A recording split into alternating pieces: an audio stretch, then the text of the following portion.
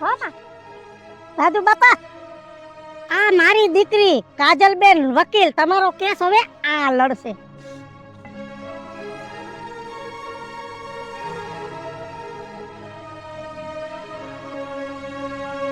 તમે ભણી ગણીને કઈ મોટા હોદ્દેદાર નહીં બની જાઓ.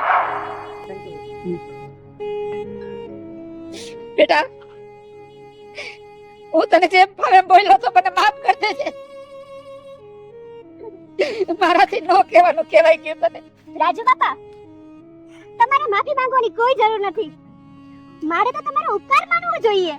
ઉપકાર? હા રાજુ બાપા, તમે જે આકરા શબ્દો મને બોલ્યા હતા ને, ઈ આકરા શબ્દોના લીધે આજે હું વકીલ બની છું.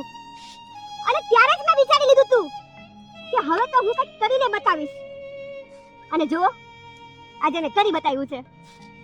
રાજુ બાપા, હવે તમે કોઈ ઉપાધિ ના કરો. તમારો કેસ હું જ લડીશ.